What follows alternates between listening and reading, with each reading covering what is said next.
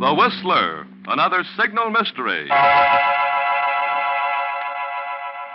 Tonight, the Signal Oil Company, marketers of Signal's famous Go Farther gasoline and motor oil, bring you another in a series of strange tales by The Whistler, a story of revenge and ironic justice, set against a background of eerie beauty and sudden death. Listen to The Last of the Devereaux.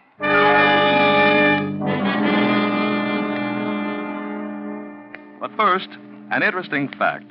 Last week, 100 motorists were asked how long since your front wheel bearings were repacked. Believe it or not, 72 out of the 100 didn't even know wheel bearings are supposed to be repacked, which will probably account for 72 cases of wheel bearing trouble at a time when car parts are hard to replace. You see, front wheel bearings aren't lubricated every 1,000 miles like the rest of your car.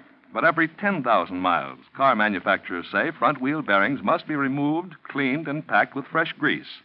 It's a precision job because the bearings must be adjusted so as not to bind, yet not be too loose. That's why it's a good idea to have your neighborhood signal dealer do this important job for you. He not only has the needed tools and special wheel bearing grease, but because he's in business for himself, you can count on him to do a conscientious job that will keep your wheel bearings happy for another 10,000 miles. Yes, 72 out of 100 didn't know it. But repacking your front wheel bearings is a mighty important way your neighborhood signal dealer can help your car go farther. And now,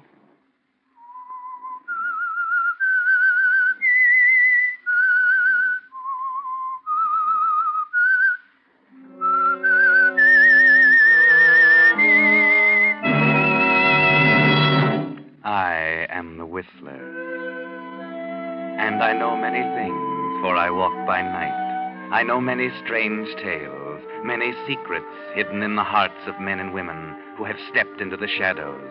Yes, I know the nameless terrors of which they dare not speak.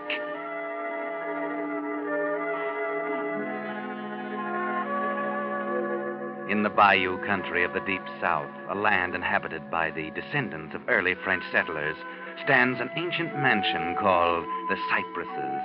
Owned for generations by the aristocratic Devereaux family, the plantation boasts acre upon acre of sugar cane, bending to the warm river breeze, and life goes on much as it has in the past.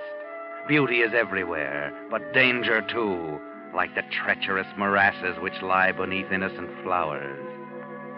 Paul Vertel, who is definitely not aristocratic, has long wanted the cypresses for his own, hopelessly it seems. But times change. Paul is now rich, and today, as the heavy door of the Devereaux mansion opens, he believes his ambition is about to be realized. Yes, sir? I'm Paul Vertel. I'd like to see Monsieur Devereaux. Yes, sir, if you'll kindly step inside, sir. Yes. Master Devereaux's been right poorly lately. Doctor says he can't have no shock of no kind. I hope y'all ain't going to worry him none. That hardly concerns you. Yes, sir. Master Devereaux, this here's... Paul Vertel. You must have been expecting me. Yes, monsieur. That will be all, Matthew. You sure you don't want me? It's quite all right. Yes, sir. Please be seated, monsieur. May I pour you a brandy? My visit isn't social. I've come about... The foreclosure. Yes. This is your last day to redeem the property. It is now 3 minutes until 4. That you can pay me $15,000 by 4 o'clock, I shall have to take possession of this estate. What do you want with my land, Monsieur Vertel? You're no sugar planter. You're a trader. Yet you've taken great pains to buy up every note I've given in the last 5 years. Notes that I've had no trouble renewing. Cypresses took my fancy. I have the habit of getting what I want. Wasting time. I assume you're unable to pay the money, therefore... Your assumption is not correct, sir. It's not correct. Only a few minutes ago, I completed arrangements for a loan. The money has already been placed to my account. 2 minutes still remain before the deadline. I'll write you a check. I don't think you will. What do you mean? In a minute and a half, if you haven't paid me the money due, the cypresses will be my property. I've counted on having it, you hear? I won't be cheated out of it now. I'm an old man and a sick one, but I am going to that desk. Get out of my way, or I shall ring for help. You won't be able to. This is Devereaux land. You won't get your filthy hands on You. I warned you. It's you who should be warned. Take the cypresses, but its ghosts will haunt you. Its wine will sour in your glass. The river will rise up and cover the land, and you, Paul Vartel, will sicken and wither and die.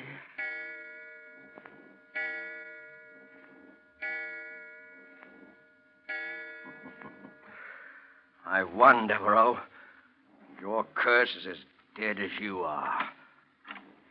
Who's there? Oh, Who are you? I can't... what have you done? The sun's shining in those windows. I couldn't see. Who are you? Is he dead? I don't know. Well, yes. Yes, he is.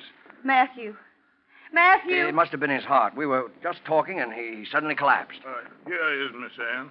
Oh, Lordy. Master Devereaux. I know who it was. I know it was this here gentleman who... Call Dr. Carson. And Matthew, get Charles and carry him to his room.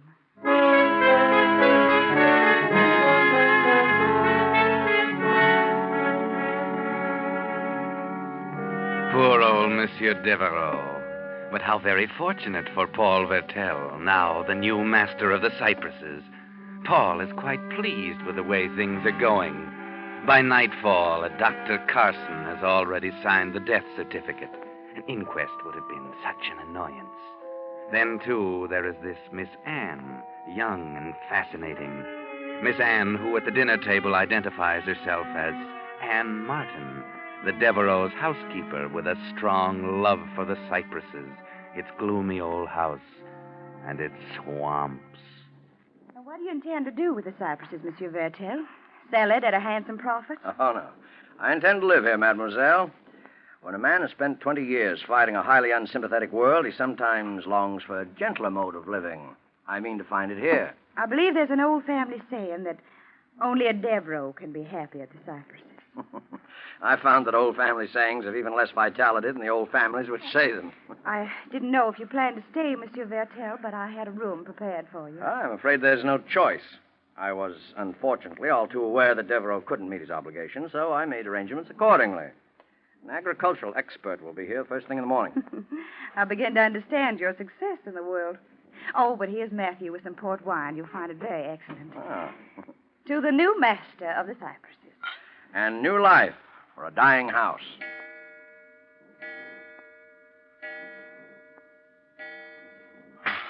Monsieur Vertel, your wine. Oh, I'm clumsy. Please forgive me. You didn't drink the toast.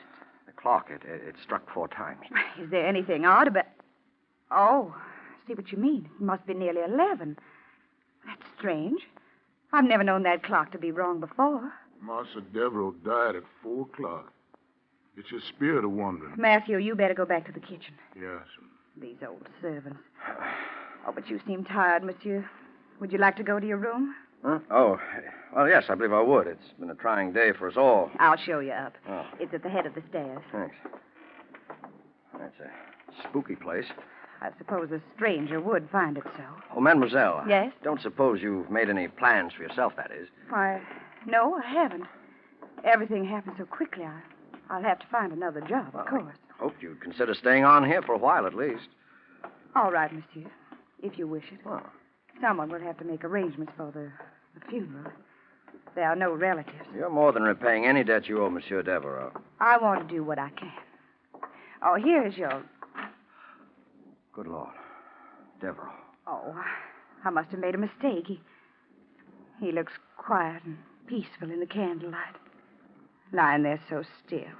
Yes, his troubles are all over, if that's what you mean. Miss Anne, you take that gentleman out of here.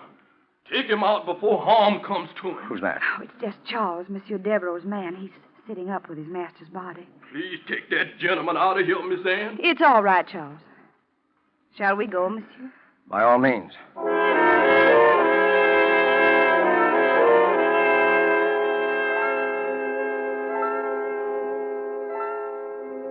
And so Paul Vertel becomes master of the cypresses.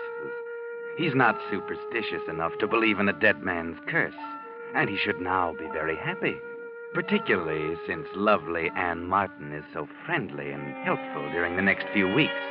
But there are other things which are not so pleasant. And as Anne and Paul drive a horse and buggy down a plantation lane one afternoon, Paul is somewhat querulous. Oh, this is a crazy idea, Anne. Paying a state visit to a Negro village. No, it isn't. If you want their loyalty, you must get to know them, take an interest in them. I suppose you're right. It's just that I don't feel too well today. A headache and generally out of sorts. You've been taking quinine? Oh, yes, religiously. Then it's the hard work you've been doing the past 3 weeks. Not to mention the worrying. Small wonder the way things have been going. Cane almost ready to harvest, and then the mill breaks down. It'll be running in time. And the weather. There's rain in the air. Bad storm might ruin everything. Oh, Paul, you're determined to be a pessimist. Oh, perhaps. That house doesn't help. Grim, moldy old ruin. If I believed in ghosts, I'd say it was haunted by legions of dead Devereaux who go around blowing their dank breaths down your neck. Oh, there's the village now. It's almost as dismal as everything else around here. It seems deserted. I wonder... And what are those silly decorations hanging in front of the houses? Has there been some kind of a celebration? No. No celebration. Well, you look worried. Those decorations, you call them. What about them? They're charms. Bits of cloth and sticks and heaven knows what else. Whoa there, boy. Huh. Deathly quiet. It would be. Paul. Yes, what is it? The door of that cabin there. It moved. Yes, it's opening. Oh, Charles, it's you. Where is everybody? Why didn't you come out to see us sooner? Well, come on. Speak up, man. Answer, mademoiselle. The colored folks, they all go away as soon as they find out Mr. Vertel he come here. They don't want no truck with nobody that got the curse of death on him. So that's why they put the charms up. Yes, sir. The charm to protect the cabin from the evil while they're gone. Stop talking like an idiot, you impertinent fool. I've got a good mind. You ain't gonna do nothing, Master Vertel. You's afeard. You got a trouble enough on your soul, and you ain't got much time left. I got much time left. Anne, get me out of here. Get me away from this lunatic.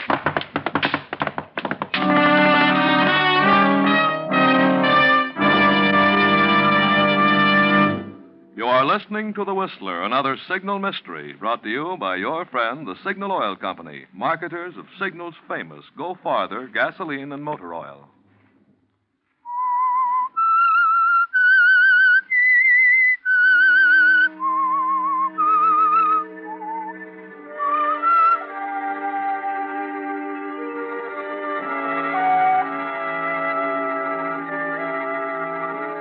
A few days have passed since the visit of Paul Vertel and Anne Martin to the Negro village, and the aged retainer's warning that Vertel hadn't much time left, that death by a dead man's curse was near. But today, Anne has persuaded Paul to accompany her on a picnic in the woods, perhaps in the hope that it will rouse him from his melancholy mood. Oh, come on with that picnic basket, slowpoke. You're a fine country gentleman. Out of breath already. Well, it's been a long time since I've spent an hour tramping through woods as thick as these. Where on earth are you leading me? Oh, it's not much farther. It is such a lovely spot. Grass as soft as a park lawn. You'll adore it. It better be mighty wonderful. You'll see. Oh, Paul, look. Huh? A redbird. We can make a wish. I doubt it would do me much good. Of course it would. Redbirds are absolutely dependable. I give you my personal guarantee. All right, I've made it. Would you like to know what it is? To tell you won't get it. Anne. Paul, don't hold me so Anne, tightly. Anne, darling, I want you to marry me. You do? I realize you've only known me a short time. Even if you don't love me, I promise you won't regret marrying me. Somehow, I don't think I would. Then you will marry me, Anne? Yes. Oh, Paul, thunder. And look at those dark clouds. Anne, please. It's going to rain any minute. We better get back to the house. Oh, after dragging that basket all this distance? We can have our picnic at home if everything's not soaked. Come on. I know a shortcut to the road.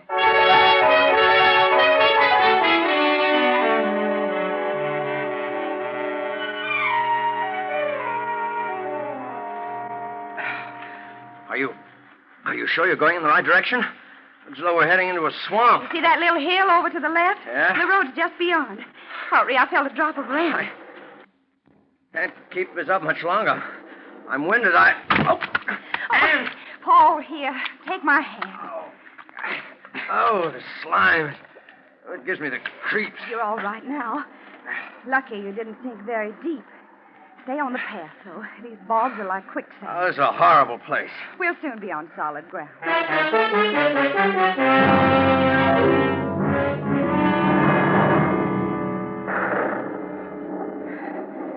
It's not much farther now. I hope not.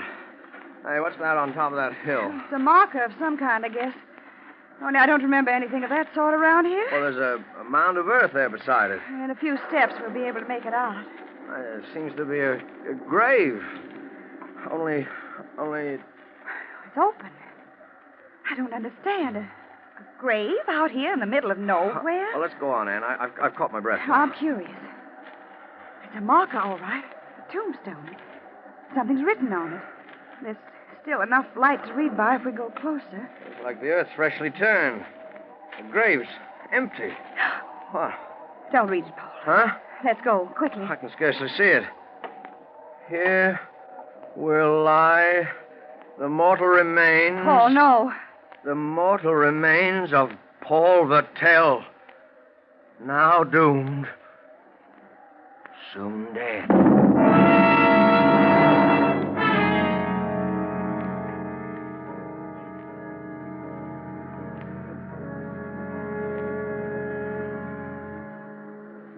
Drink the coffee, Paul, and take this quinine capsule with it. You've got an attack of malaria. Yes, of course. I just can't hold myself. Those chills. Can't you get that doctor here to see me, Ann? I've been trying to reach him on the phone. This is mighty poor weather for even the doctor to go sashaying around in. If you keep up like this, that old river gonna back right up in the bayou. I know as soon as them chickens started flapping That'll their do, wings... Matthew. Yes, Miss Ann. Oh. I keep seeing that grave. Try not to think. I'll try. Here, Ann, give me your hand, will you? There. Oh, I don't know what's going to happen to me anymore. To me or anything. Poor darling. All these ghastly warnings. I'm as sane as any man. I realize they're only trying to frighten me, but still I don't I know. understand. Anyone at all would be unnerved. Yes. You always understand. You've always been my friend here. My only friend. I'm glad if that gives you comfort. You said you'd marry me, Ann. There's more of a risk now, financially at least. If the rain keeps up, the cane will be ruined. You think that would make a difference? No. That's why I don't hesitate to ask you. Ann, marry me right away, will you, tomorrow? We can drive into town, find a justice of the peace. Not San Michelle. Oh, wherever you wish. We can't have a proper honeymoon now. I'm needed on the plantation, but we can have a wedding reception and invite the neighbors for miles around. They can't refuse. Well, we can be gay for the first time in weeks. What do you say, Ann? But you're ill. The malaria. Oh, no, it's nothing. I'll be all right. Or would it be proper? I mean, this house and all. Oh, It'll be just a month tomorrow since Monsieur Devereaux died. of course it'll be proper. Besides, I'm supposed to be doomed. Well, marrying you will be my answer. It'll be my defiance. You're sure? I'm very sure. And with you beside me, I'll fear nothing. Because you're strong and brave. You'll be my protection. Yes, Paul. I'll be your protection.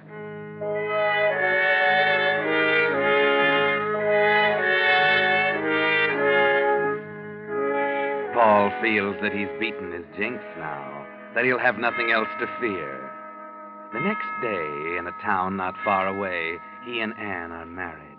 The ceremony is performed by a magistrate, with strangers as witnesses. Afterward, they drive back alone to the cypresses, while the rain pours down and the rising river spreads beyond its banks.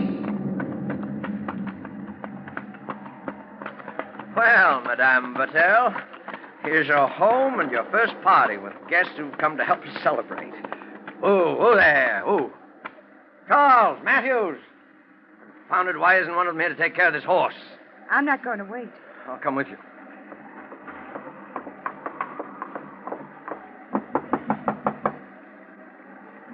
Oh, now what? Try the door. What? I don't understand. There's no one here. No servants, no guests, no one. But why?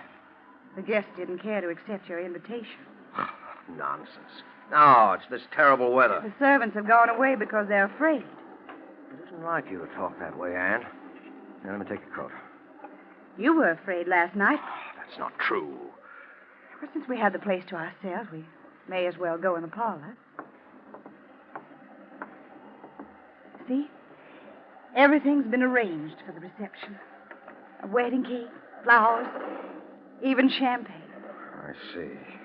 You're suddenly very glum, my dear, and you were so gay a little while ago. Oh, it's this house that depresses me. It's like a tomb.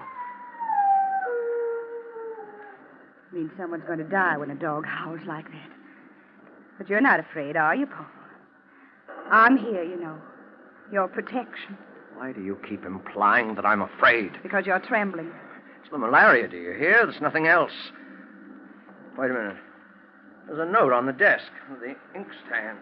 There's no one who'll be writing us notes. Oh. No. Let me see. Oh. Here. I, Paul Vertel, being about to die, wish to find peace of soul. I therefore confess that I came into possession of the estate known as the Cypresses by fraud. True. And by the murder done with my own hand of Robert Devereaux. Stop it. His handwriting, it's not yours. You mean you find it familiar? It's Monsieur Devereaux. Monsieur Devereaux, it can't be. The dead don't write. It's a forgery. It's a forgery. Unless... Yes. Unless Devereaux's alive. Yes, that's it. That's it. He must be alive. It's all been some ghastly joke. That's what it is. You'll find no comfort in that thought. Robert Devereaux is dead. I saw him buried. Well, then... The confession isn't signed. No, it's not going to be. No, this is a trumped-up fantasy to frighten me. But it's failed. It's failed miserably. Yes, Paul. Of course. Come on. Let's have some champagne. Come on. We'll have a toast. A toast to all the accursed Devereaux clan. May they rot in eternal perdition. Wine. Sour. Anne, what are you laughing at?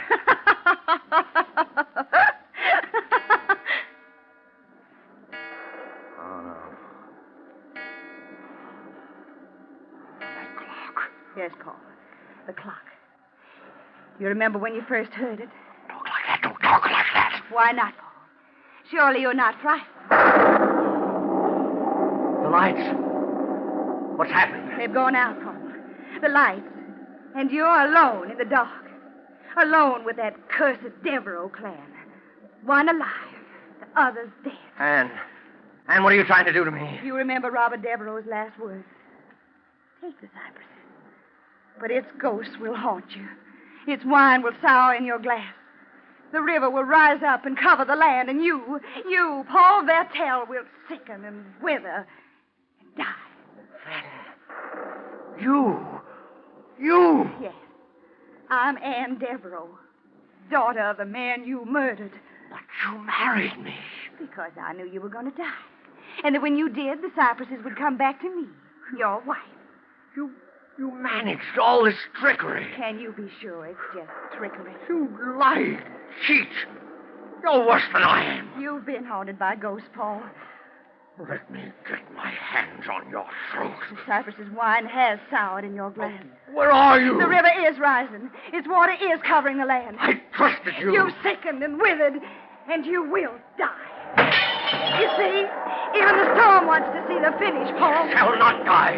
And you won't escape me by running out into the storm. You'll have to be fast to catch me, Paul, and the malaria's taken your strength. I've still got strength enough to strangle you.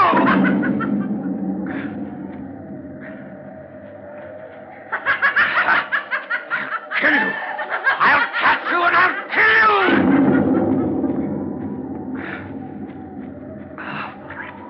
Paul. Over here, Paul. Just a few feet away. You can see my white dress. My wedding dress. Yes, I see you. Do you still want to kill me, Paul? Yes, I want to kill... Oh! What's the matter, Paul? I'm waiting. I'm almost within reach of your hand. It's quicksand. Anne, I'm sinking. Paul, dear, you should have been more careful. You should know your own land better. Where there is land. Anne, help me. Help me, Anne, before it's too late. You have nothing to fear. You're not going to die. You said that yourself. Oh, help me. Help me. You didn't help my father. Anne had mercy. You had no mercy. Anne, please.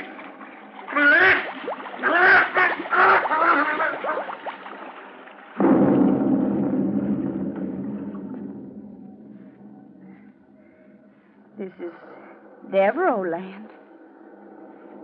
Always shall be. The river will cover it. But when the waters recede, the cane will grow again. Tall and green.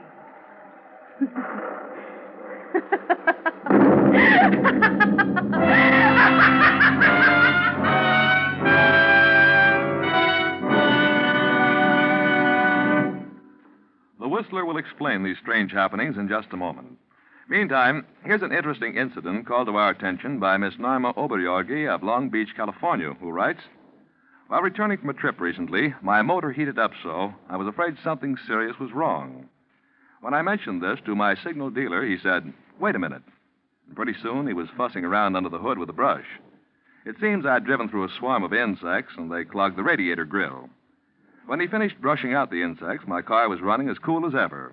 It's really great to trade with a signal dealer like that." Yes, friends, it is great to trade with dealers who give not just the service you ask for, but also the service they know your car needs to make it last. That's why so many folks are switching to signal stations. They know that when a man's operating his own business, he naturally tries to please you better, so you'll come back again. And these days, when our present cars have to outlast the duration, such conscientious signal service can spell the difference between the 1 in every 12 cars that will go off the road this year and those that will go farther. Now, back to the Whistler.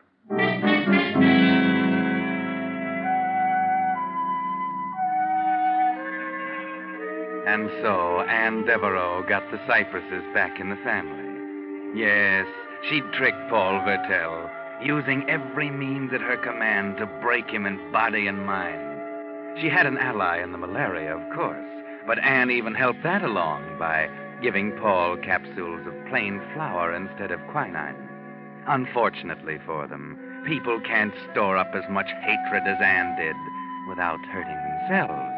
And that's why when they found her after the storm, she was still laughing, quite insane.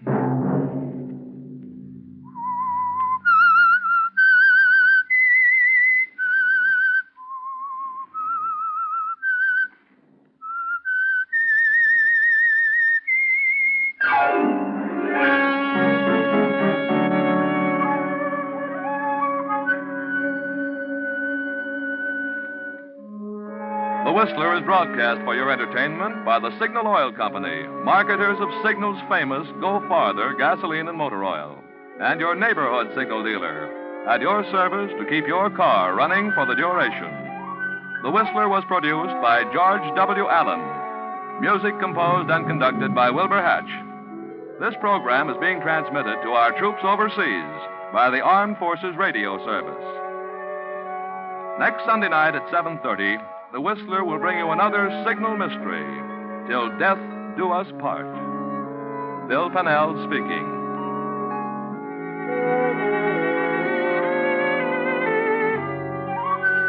This is CBS, the Columbia Broadcasting System.